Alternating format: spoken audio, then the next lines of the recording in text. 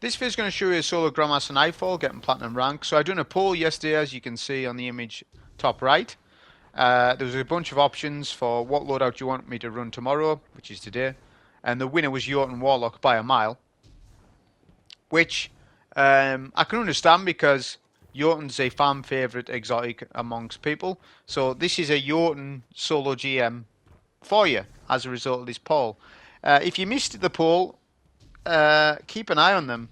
I mean, if you're subscribed, right, and you've got notifications and you do watch my content, these polls will actually appear in your recommended list on YouTube. They'll actually appear, but if you only sort of watch me, you will have missed the poll.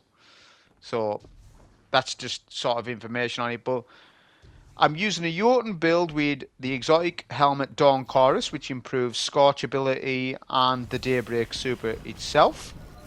So we're using one of the best builds I can possibly for Jotunn. This is all about Jotunn. This isn't about me farming the GM. This isn't about the meta. This is all about the Jotunn and how can we get the most out of it. Is it good in endgame content nowadays? And the answer is, of course it is. Especially the fact that we can debuff and buff ourselves from a range with Rapid Fire Ranger and Semi-Auto Striker, right? With just a couple of primary shots, rapid precision shots on a champ, and then you break out the Jotunn, and then you can melt down the barrier champ. However, with the Jotunn, there's a secret sort of trick with it this season, right? It's only limited to this season because Unstoppable Fusion is up this season, and what's happening is, and it was apparent from when I was running this, is that you get extra extra damage on barrier champs between barrier shields. Now, why is that? The reason being is because if you stun a barrier, you prime them, you get your shield break with your bow, you then whip out the fusion, and then you just spam 4 or 5 fusion shots. The barrier will not put a shield up as soon as usual because of the stun damage that it does. Because of the you are in fact stunning them. You're staggering them. Let's say that. Not only that, I think the slow mechanic from Rapid Fire Ranger also delays the shield break as well. So there's two things going on at once. I'm not going to just say it's just Jotunn that's doing that. It's a little bit of a combination of two things at once, which is why barrier champions this season in particular are actually far easier than possibly ever that we've ever had, because you can debuff them. 2 wish ender shots, 2 bow shots, 2 whatever shots. You slow them, it stops them from doing a lot of stuff. Their AI is completely removed at some stages. Like the stuff that they would usually do, you know, the hunter dodge rolls they do. Well, yeah, they don't do that. They don't go behind cover as much. They're slowed. They will try to go to cover, but the whole Rapid Fire Ranger will stop that. Making barriers a cinch this season. And it's fine. That's why they make these mods, so that they know that they're overpowered, but they're going to be rotated out the game very soon anyways. So Bungie doesn't need to patch it. They don't need to balance it, because the game's designed around you on a seasonal basis anyways, so they can run experimental mods, and if they're broke, they're too powerful, doesn't matter. They're getting rotated out. They might not run it again. They'll look at the results. They'll say, well, was this too easy? Was this well, you would hope they do. You would hope they analyse it. I hope they analyse it more than I do, because I don't even work for them. I hope that they do. But yeah, we used a super there on that wizard. You can also blind them from all the way back there, where you dunk the orbs. If you get a clean shot on the wizard, you can actually kill them from over there if you get a nice blind. Depends where they're standing. So look at this stagger damage we've just done there. So did you see the extra stun damage it's doing? The extra time that you're getting to kill the barrier because of the Unstoppable Fusion and because of the slow effect. So it worked out better than what I thought it was, because obviously when I done that poll, when I give you those options, this is how I work. When I give you those options, before I posted the poll, I went through my mind. I was like, right, are all these runs viable at the very least? And every single run was viable, and I thought the entire run through in my mind, without running it, not running it. Just like, right, how would the Black Talon run go? Right, it'd be really slow because you run double, you're having to use a legendary bow with a sword that deals from range. Revision 0 will be really slow. People like the gun, I don't know why. I was glad that they didn't pick Revision 0 because that run would be terrible. I'll just tell you that now. This run that I'm doing right now is far more effective than doing a Revision 0 run because the gun's just not that good. The sniper mode of the gun is good, yes. Sniper gun of the sniper mode of the gun is good, but the uptime on that sniper, it isn't that much. It takes ages to get targeting data to get a full stack. It takes quite a while, if I'm being honest. A bit longer than what it should. So yeah, this obviously I'm using this run because this was the winner. But the thing about this build that I'm using with the Dawn Chorus is that it gives me an increased recharge rate on 3 different abilities apart from my super. Because you've got 4 abilities, right? But super, you never need to spec for super. Not nowadays, unless you are doing something where you're speedrunning a fire team and you need to have, hands-on or Ashes to assets or something. But generally, you don't need to spec like in your stats and stuff. You don't need increased super on stuff because look at how much. Just look at my super bar. You just saw there. Solo-wise, you don't need to spec for super. But grenades, melee, and class ability energy, those are stats that you should spec for depending on your build. But this build you're seeing right now gives you increased grenade melee from 2XS from the origin trait from fixed odds. I get increased class ability when I singe targets from a fragment, and I get increased melee energy because of the exotic helmet Dawn Chorus when you scorch targets. You get it's really and that's important because melee on solar is radiant. Therefore, that's stacking with your surges and whatnot. That's just more damage. So there's a higher uptime on your melee, higher uptime on your healing rift because Jotunn's got incandescent, fixed odds has incandescent. Right, I've got bomber on, I've got balls from detonation on, so I'm getting more solar grenades. I could have went heal and nade, but heal and nade I don't need it because its survivability isn't really the factor. It's more about showcasing the build more so. So I didn't need heal and nade, but I could have done this a different way, and I was going to, but I didn't because I realised it'd be too easy. And the other way would have been, for the Jotunn build, would have been heal and grenade, Ember of Empyrean for infinite restoration, and then just kill everything with Jotunn and machine gun. I felt as though that would have been less interesting. So I went with this instead to have more nades, like a damage style nade. I generally like to run a damage style nade anyways. Obviously, you have seen me use heal and nade, so I am an avid user of using it, and I do recognise its strength. It's probably one of the most broken things in the game, especially with Ember of Empyrean, because it's infinite restoration. But for a video like this, it's all about Jotunn, right? So I want to sort of showcase Jotunn with it giving me more ability energy, because it's got incandescent. Incandescent works with all the stuff that I've mentioned. So I'm going to just get more. I'm going to get a lot more stuff than what I should do without it. Obviously, we're using the Daybreak Super as well because it enhances that. Now look at the power of Jotunn here. If I get a debuff on Unstoppable, I can kill Unstoppable in two cycles from a massive range. Right? It has no rate. Well, it does have range drop off. If you try and target something from like 50, 60 meters or something higher than that, it starts to, the tracking is less reliable, but it doesn't really matter because you're not really fighting anything from that far away really anyways. It is a long range GM though, and there is times when I may use it on some acolytes from a range, but what you need to understand with a tracking weapon like this is the same for rockets, by the way. What I'm going to tell you now applies to rockets. And I feel as though people really don't understand this and they think it's the game's fault and stuff. When you shoot a tracking shot at a champ or even especially solo wizards are the worst culprit. You shoot a tracking shot at them, and there's a lot of a lead distance between you and the target. There's a lot of time for that wizard or that champ to dodge or move out of the tracking rocket or the tracking Jotunn, because it's in their AI. If they have locked on, they seem to know if they're locked on, yeah, then they'll move out the way, right? But if you hip fire a rocket, yeah, and he hasn't got track and say, but you just hip fire it at a champ, they're less likely to dodge because they know they're tracked onto. This was a mechanic found out in 2017, a long time ago. So I've knew that fact for a long time. But when I hear people about rockets, when they say, "Oh, well, I've rocketed a champ, but they dodged it, and then I've lost damage," and then never rocket a champ unstunned. Always stun the champ first. Prime the champ, what I call prime them. That means to do 10 to 15% HP damage. Only primary, no nades, no heavy, no nothing of that. Prime them.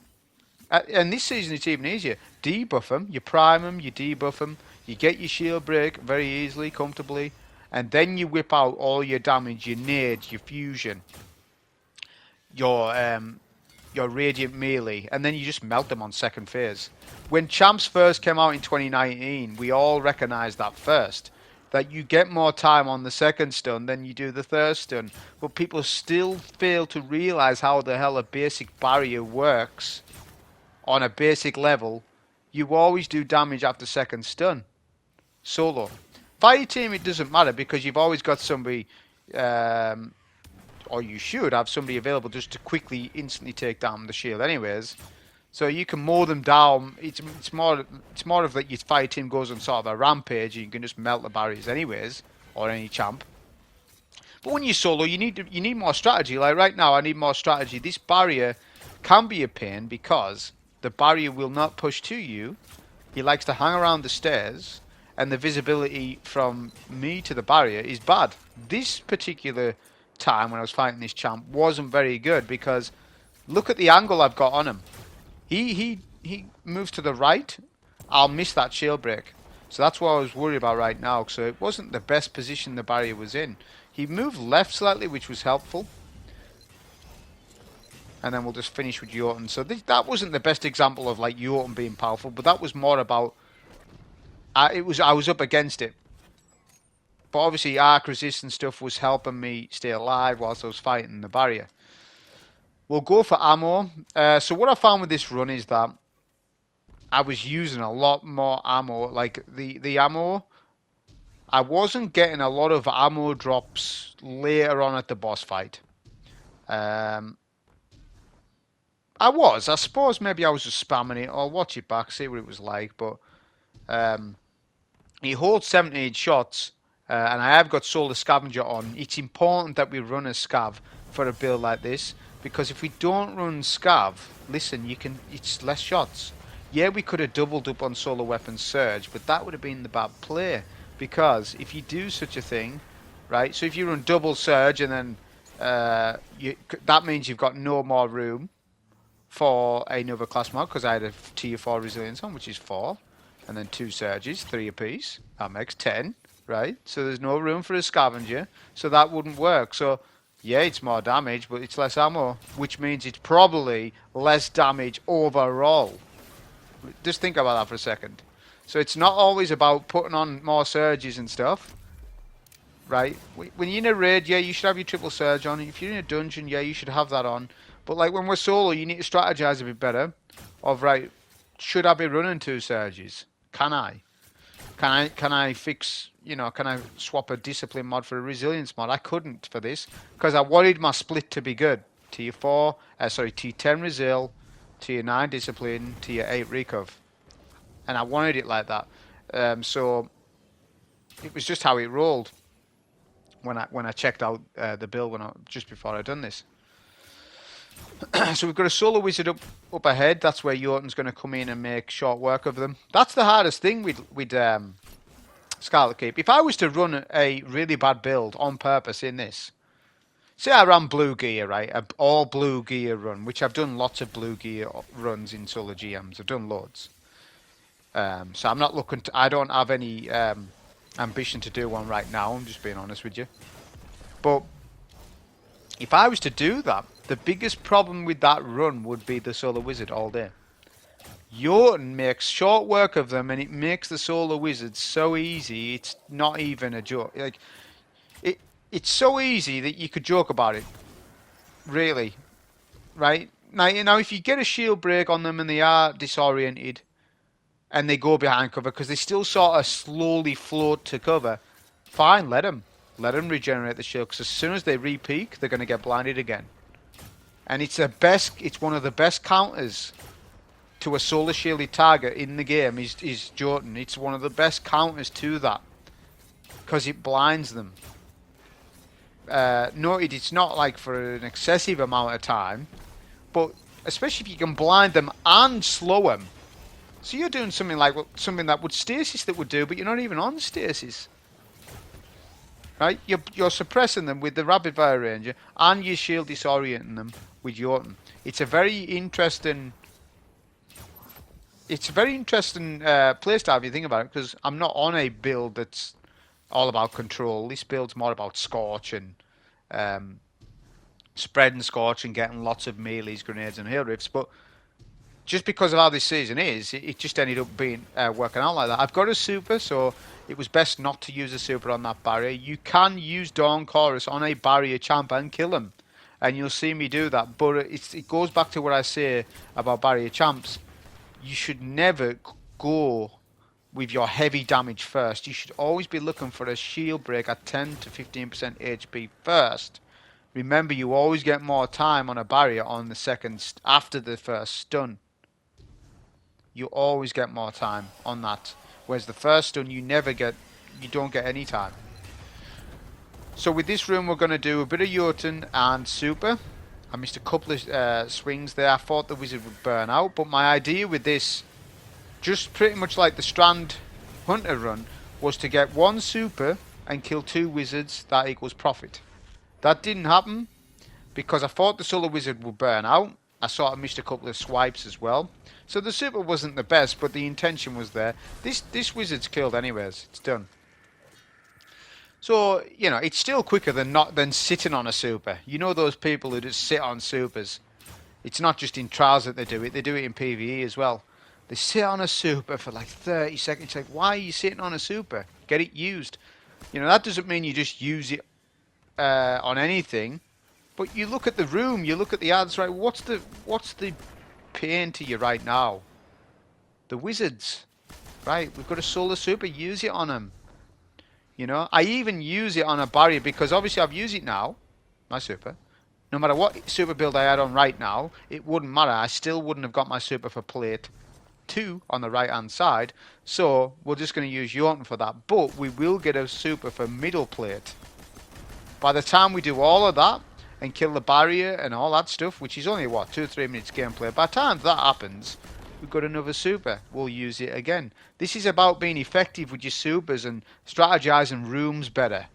People, I feel as though they don't seem to sort of know when they should use a super. They sort of use it more as a panic super, which is why you see a lot of Warlock mains just go on well, because they don't really know what to do with the other supers that they have available to them.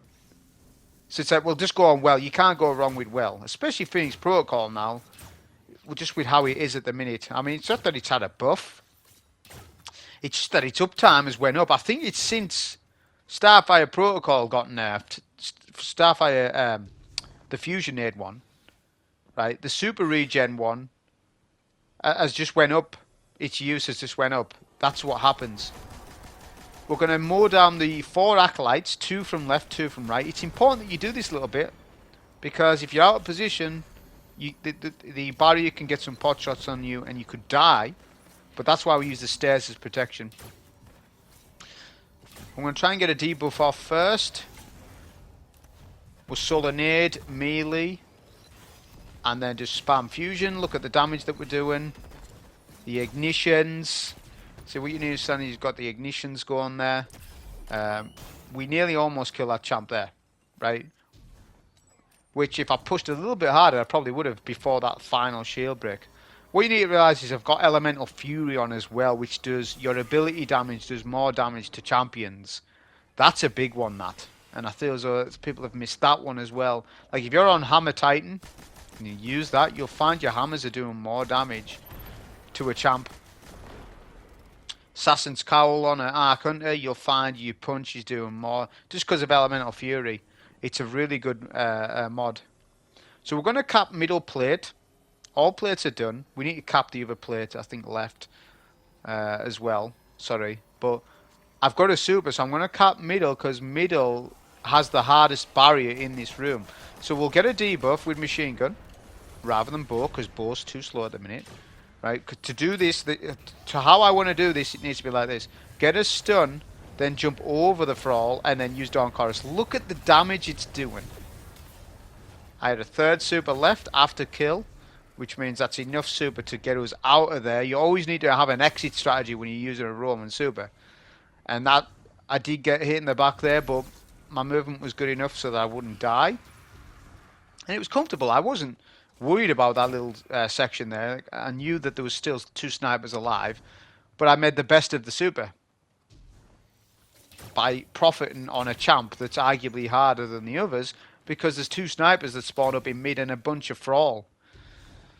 So trying to melt down the barrier before the Thrall come is a bit of a challenge if you don't have something to mow them down quickly. We'll cap this plate last.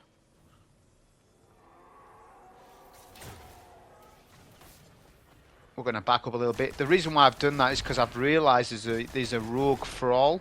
I didn't see that Thrall. I thought all the Thrall had been killed. So my strategy, I couldn't really stand at the stairs there. So I backed up, re-evaluated, and then just melt the remaining acolytes. And then we can deal with this champ. Our solo orbs as well. We missed it. We would do, wouldn't we? But the solo orbs are decent. I think they had a lot of Scorch. Just like the Void ones had Volatile. The Arc one had Shock. They're good. But they aren't Tangles, if I'm being honest. Especially with me playing with Tangles recently. Tangles are really are something, aren't they, in the game right now. Tangles are, especially on a Hunter.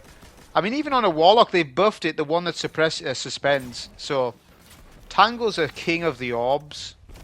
But the Elemental orbs are good.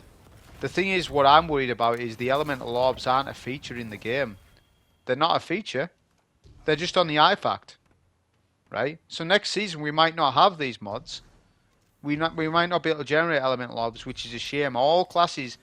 Now we've had a taste of it, all classes should have their own Elemental orb. They do now, but only temporarily.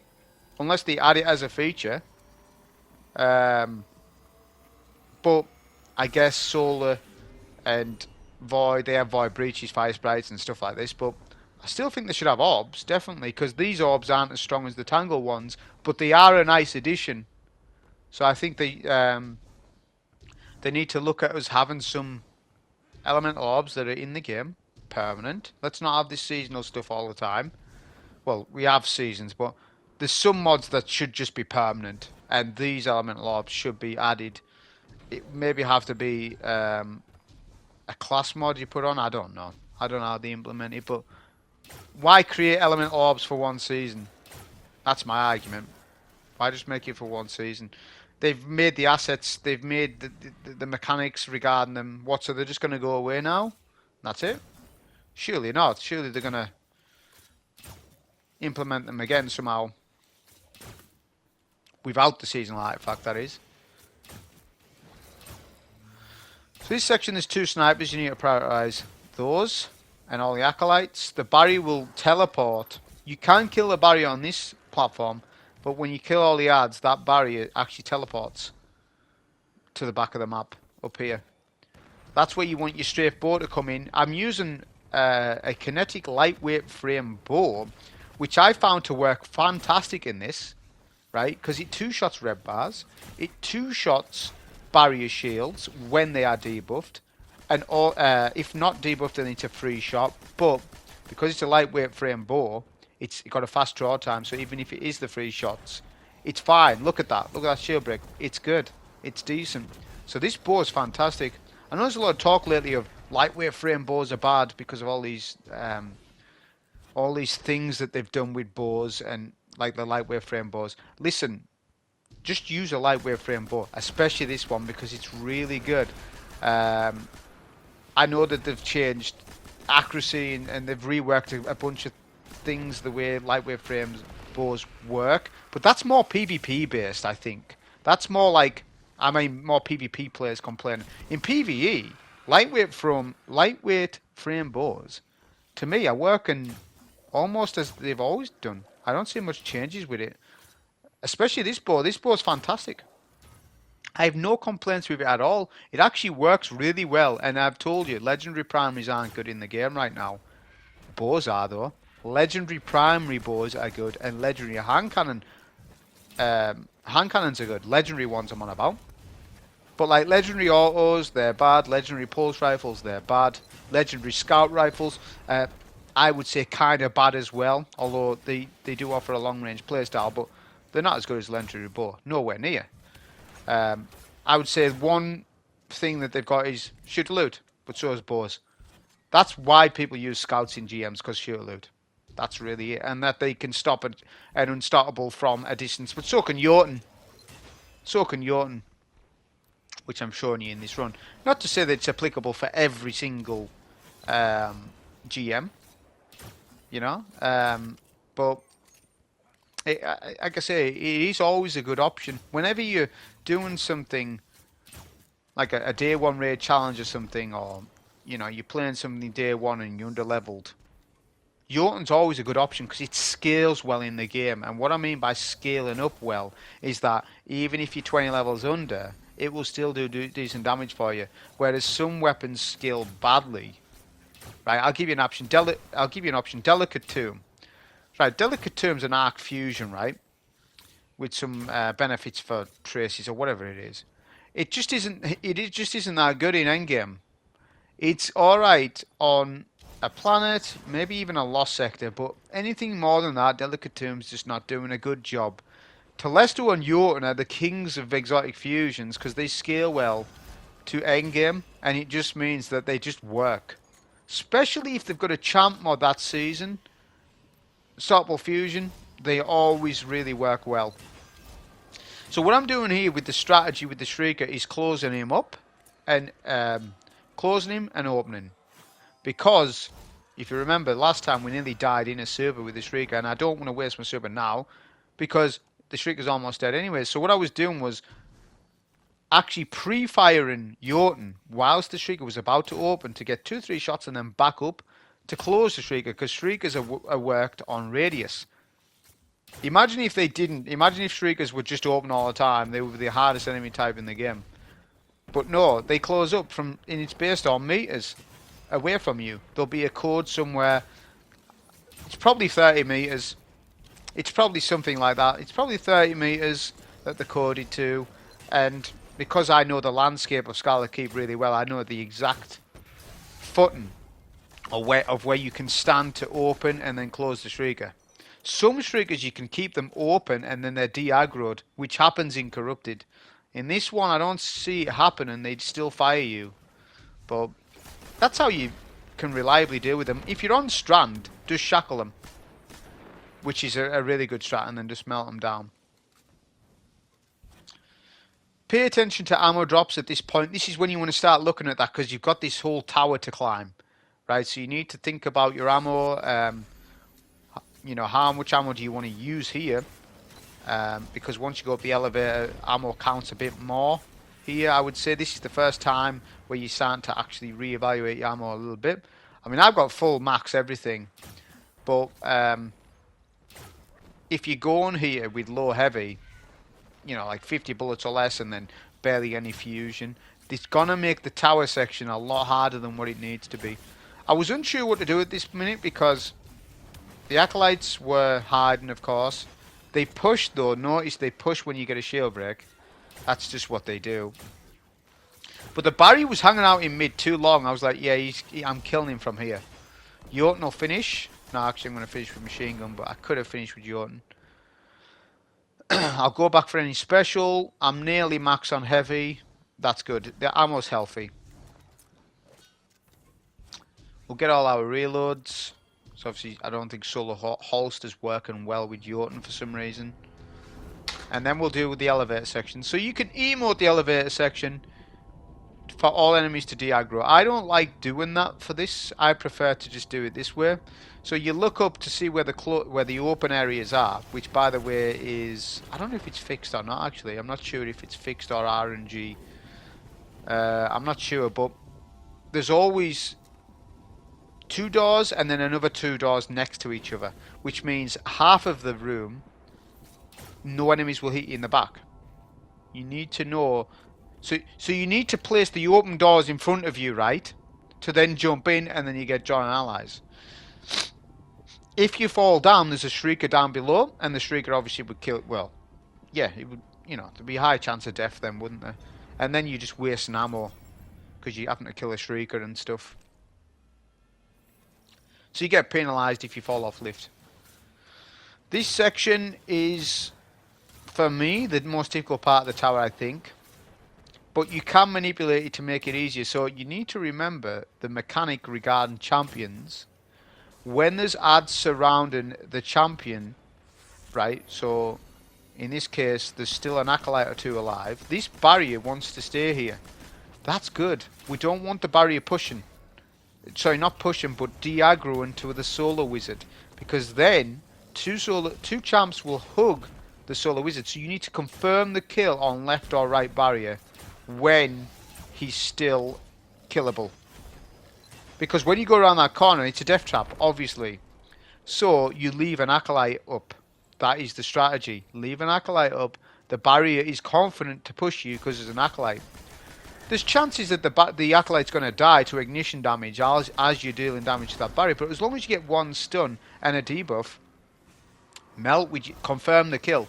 That's where you need to use your heavy. We're going to use a super now, so the super spend could work a couple of different ways.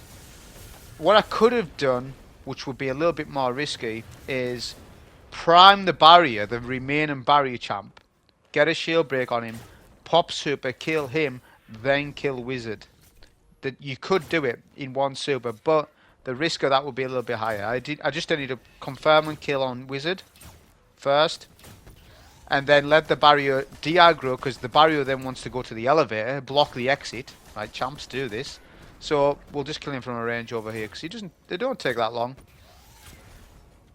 I didn't get a debuff going, but what I did get, well actually technically I did, I've got Psycho Hack. So Psycho Hack is an origin trait via the Witch Queen weapons from Wellspring, right?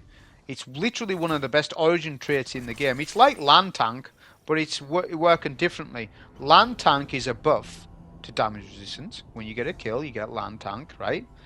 Whereas Psycho Hack works differently, and it's very interesting. It's almost working like Overload rounds. So when you hit an enemy, you disrupt them, but you lower their output damage. That's what Psycho Hack does. And they glow. They have this really cool glow that happens, and it's really good. So Psycho Hack on any of those Wellspring weapons, you might want to reevaluate what you think about them, because they're actually really good. Like Come to Pass, very good auto rifle, because it's got that Psycho Hack barrier rounds. It's decent, but we've got the bow, which it's literally one of the best legendary bows in the game, and it's craftable. The rocket's very good. The Frenzy rocket, which you saw me use that in Ghost of the Deep because I was debuffing the final boss. Yeah, it hasn't got explosive light, and its perk pool probably needs updated. But honestly, the Witch Queen rocket is actually really good. It's decent void rocket. There are better void rockets like Osprey, but Osprey doesn't have Psycho Hack. I'm just saying, like, there's a place and time for some things sometimes, and some of those weapons are good. Some of them aren't. The sidearm's terrible. You would never use that one. We're getting a stun on this barrier. He was being Unstoppable was being awkward a little bit. Sometimes Unstoppable can beam you down when you sort of don't expect it. So I was just being a little bit cautious there. If we're going to get a stun now, we'll go with debuff. Just hoping that would kill. So what are you noticing with that gameplay right there? You're noticing that the machine gun isn't doing as much damage as what it maybe could do with some other perks. Right? So if I kill and tally on this particular machine gun, or if I had target lock, I know he hasn't got target lock, but say I did have my solar LMG with target lock, which I've got one, it would have done a slightly better job at killing champs. But the trade-off there is that your machine gun is more ad clear focused as opposed to champ focused. So you pay the price. You might have to do an extra phase on a champ or something because you're using an ad clear focused LMG. That's why I'm not a massive fan on ad clear focused machine guns, even though that's their job. And I know you're going to think it sounds a little silly, but no, because we've got Retrofit Escapade, which serves a different role. It's more of a DPS style rocket that can also do ad clear. Maybe not quite as good as an incandescent fixed odds, or even a kill and tally one for that matter. But that's what I'm on about. Every choice that you make with your build and your weapon choice, there's pros and cons to it. And that's how the game should be. You should be, you know, it's like a card game. Have you never played Top Trumps? There's pros and cons to each thing. And that's how it should be. You can't have everything, right? You know, you need to make decisions and commit to that decision that you've done. And that's why, as I say, I generally don't run, you know, like a, you know, like an ad clear style focused machine gun. I'd much prefer target lock, which I know a couple of people don't like target lock that much on machine guns, and they think other perks are a little bit better.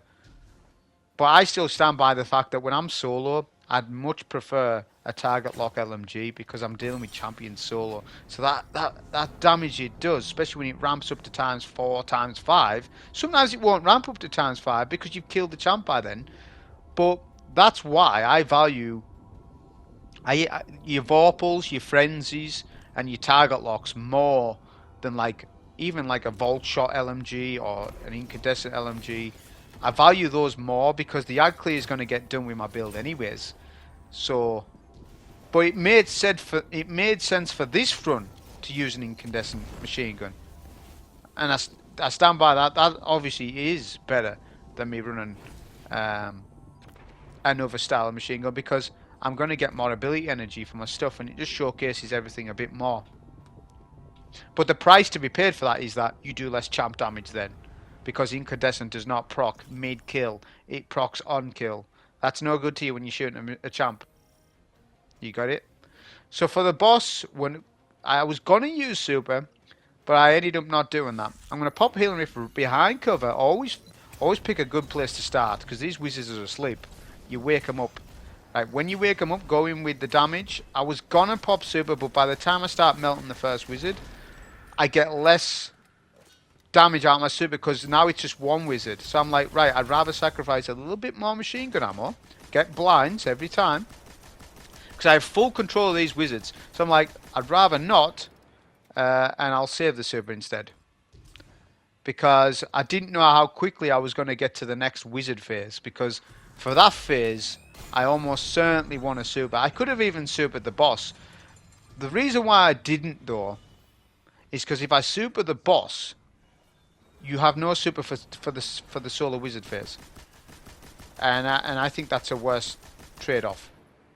So if I debuff right now and go and super him, I will get the boss to a third, no problem, very easy, because he does massive damage to him or to her or whatever. But that then leaves you vulnerable to the solo wizards, and I've already explained about these solo wizards, and that the longer that they're alive, especially if there's two of them, they're more aggressive, the AI. One wizard will push, one wizard will stay back. Yeah? And then they'll do their poison and all that stuff. And that's just something I wasn't wanting to do, so I didn't know how quickly I would get to the phase. I actually got to the second phase slightly slow. See this kill? There you go. Always strafe left with the melee based enemies in this area. So yeah, overall, I think it was better. Just the wizard wasn't, the boss wasn't pushing now, and there's a lot of Arc Knights up. So this is where the build sort of falls down a little bit, because we haven't got any arc-based weapons on, and just having an arc-based weapon on in this section helps out with the Knights. There's a lot of arc shields, and yes, match game isn't on because it doesn't exist in the game anymore, but that doesn't matter. The fact of it is, when you get a match and shield break, it stuns locks the enemy. Right? It's not too much of a problem because you can overload the Knights with your machine gun, but it's still more it's still better to run an arc. But we're using a solar focus build. And my ammo's starting to suffer a little bit. This is what I was on about, where I didn't get much ammo drops at the boss fight, which that was probably my biggest disappointment.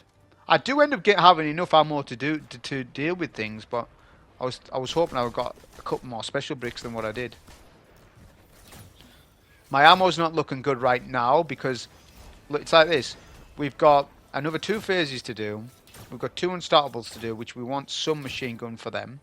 We definitely want some fusion rifle ammo for them because we don't have any way of stunning them. Unless it's an ignition, yeah, you'll get a stun on them. Right, so if I solo nade and melee and then put a load of damage in, I will end up stunning that champ, but it's not. Never rely on ignition to stun unstartables. Only ever think of that as a bonus. Never be like, right, I'm not running an unstartable weapon because I can ignite everything and I'll stun him. That won't work. It won't get you far because there's no instant stun on that champ. It takes time to get the stacks up to the ignition. When the ignition happens, that's when you get your stun. And even with a build like this, you're not going to get the ignition quick enough to rely on it. So only just have that as a extra thing. So it's like, right, if I ignite this champ while doing damage and I get an extra stun, that's good. That's a little bonus. That's nice. But you still need a primary focused weapon to stun a champ. You still need it. You still need a reliable way of instant stun on them. This is where we use a super. Really decent ad clear, done well. He killed a wizard and all the acolytes and assisted on the final wizard for damage. And then started burning them. So that was really good. What you need to realise when there's only 1 wizard left, it's really easy. So we're just going to blind. So I've got 13 shots. I'm thinking about how much ammo I can use. There's a brick behind the boss. The boss does not shoot you when shielded. So it's just the wizard. So we're going to do a bit of primary damage. Which, to be fair, for a legendary primary, it's actually putting out some nice damage there. Obviously, it's explosive payload at Archer's Tempo. I made a video about this bow ages ago when Witch Queen came out. Until this day, that video probably is still relevant now. You still want the explosive payload on a bow. Why would you want to run anything else for solo? It's literally the most consistent perk ever in the game. It is explosive payload, which I was thinking about making a explosive payload video.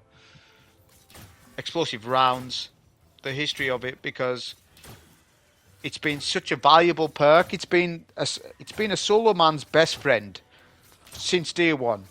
Since D1 all the way through D2. Remember D2? There was no strong guns. Oh, Better Devils was strong. Why? Because it had explosive. Manana and SR4 was strong because it had explosive. It wasn't that their gun models were favourable. Their stats were favourable, yes, but they had the explosive payload. So if you didn't run an explosive payload weapon in 2017, double primary meta, then you were just at risk. You just less damage. Yeah, Rampage started to come into the mix then, but even then, Rampage needs a kill to proc. Explosive payload does not need a kill to proc. But there was a time when Rampage was maybe slightly better than Explosive in some content, especially with Midnight Coup. But then, over the years, Explosive Payload has just won the battle against Rampage or any sort of kill bonus thing, like even Kill and Tally or something. Although Kill and Tally is very good, and I love that perk. I want to see Kill and Tally on more guns. But yeah, this is the final phase that we're going to deal with in terms of ads. The unstartable, we melted on second phase there. Jotunn debuff, machine gun. It just the boss isn't tanky. You never need to worry about your damage too much.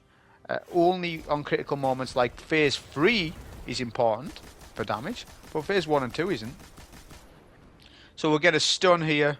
We're now starting to calculate at my ammo. I've got 7 shots, two unstartables still alive. So how should I go about it best? I haven't got shooter loot on this board. There's a green brick right in front of me, but that's fine, doesn't matter. We're gonna just, you know, we need a nade. My nade does immense damage to these champs, so I'm gonna pop a rift, get bomber to go. this barrier, this barrier, this Arc Knight is giving us problems. I want to get rid of this Knight. I might have to use some fusion, which it one-shots that shield, by the way. It doesn't blind because it's an unmatched shield. I used some machine gun. I paid the price for it. I thought that was better because the Unstoppables went to hide. We'll re-aggro the Unstoppable by peeking. We got a brick there, which is good because I was quite low on Jotunn. We'll do a couple more fusion shots. Got a nice stun there. Good damage. There we stunned. Did you see the stun via ignition there? I believe it was ignition. So you see what I'm saying? So you can do the old ignition stun thing. But that is just a sweetener on top. You should never rely on that. We're going to use the rest of our LMG ammo because I'm going to assume that I've got a heavy brick on the map somewhere. Unstoppable started to do damage there. Did you see that? Because I wasn't crouched. So you got to be careful even on this zone with that. Don't kill all ads. This curse falls annoying us though. Don't kill all ads yet. Kill enough that it's safe, but not every single ad because that initiates phase 3. We need to go on an ammo run, and that was the thing with this run is that I suppose I did use a lot of ammo because it's all focused on me using incandescent really. So it wasn't the build's fault that I used a lot of ammo. It was just how the run went. I maybe got a little bit unlucky with ammo drops at the boss, but up until the boss, I got plenty of Jotunn ammo. I was getting lots of green bricks. Just at the boss, it was a little bit different. I didn't get many bricks. Maybe, 4 or 5 green bricks for the whole run. I ran this, on my other 2 solos, I was getting, plenty of bricks at the boss. It's just a little, the ammo has always been sort of, it's a little bit RNG based, isn't it? Someone done a video on it, Prelapse done a video on it, and there's actually some nuances to the ammo economy in the game. There's time bricks, there's full bricks, there's actually a lot. It was a very interesting video. You should probably watch it. He actually tested the ammo economy in the game. He's not the only one to have done it. Cheese Forever did as well, and his mate or whoever it was. And there is some interesting things about ammo, but the ammo is more consistent now in the game than what it used to be since the change to double special heavy situation. So we're just going to use our machine gun on this phase. We'll do a nade, hopefully it hits. I don't know if it did or didn't, but then we'll use super and it melts the boss at the end there, if you see the damage with Conquerors. That was a solo GM for Jotunn. I hope you enjoyed. Thank you.